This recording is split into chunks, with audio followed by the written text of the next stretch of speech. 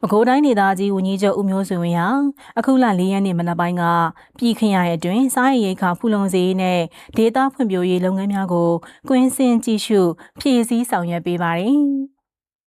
ပထမဦးစွာပဲခူးတိုင်းဒေသကြီးဝန်ကြီးချုပ်ဦးမျိုးဆွေဝင်းနဲ့ဖွဲ့ဟာပြည်မြို့တရေခေတ္တရာပြုမြို့ဟောင်းမှာမန်းလေးငရေကြီးကြောင့်ထိခိုက်ခဲ့တဲ့ဘောဘောကြီးစေတီတော်ကြီးပြန်လည်ပြုပြင်မွမ်းမံနေမှုအားကွင်းဆင်းကြည့်ရှုစစ်ဆေးခဲ့ပြီးတာဝန်ရှိသူများအားလိုအပ်တာများမှာကြားပါတယ်။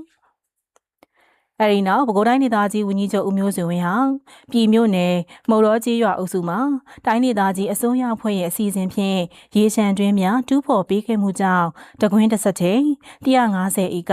ရွှေဖလားမြို့ကျက်သွန်နီတီးနယ်စိုက်ပျိုးအောင်မြင်ဖြစ်ထွန်းနေမှုကိုကွင်းဆင်းကြည့်ရှုပြီးဒေသခံတောင်သူများနှင့်တွေ့ဆုံကတာဝန်ရှိသူများအားလိုအပ်တာများမှာကြားပါတယ်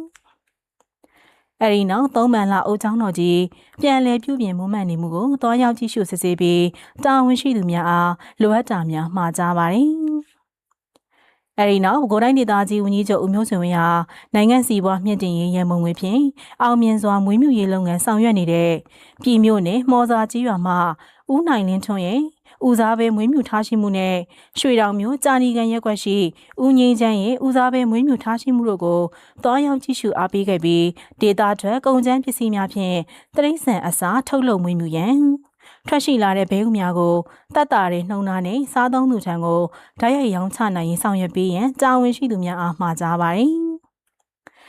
အဲဒီနောက်ပဲခူးတိုင်းဒေသကြီးဝန်ကြီးချုပ်ဦးမျိုးဆွေဝင်းဟာရွှေတောင်မြို့အေယာရီမြကမ်းပြိုကာကွယ်ရေးနဲ့ရေလန်းချောင်းကောင်းမွန်စေရေးတဲအိတ်စီဂျီယိုမက်ထရက်အုပ်ရည်လဲကလုပ်ငန်းဆောင်ရွက်ပြီးမှုကိုကွင်းဆင်းကြည့်ရှုစစ်ဆေးပြီးမိုးရာသီမရောက်မီဆောင်ရွက်ပြီးလုပ်ငန်းများနဲ့ပတ်သက်ပြီးကြန့်ခိုင်မှုကိုပြန်လည်စစ်ဆေးရန်တာဝန်ရှိသူများအားလိုအပ်တာများမှာကြားပြီးရွှေတောင်မြို့နွားမယံကြီးရွာမှာ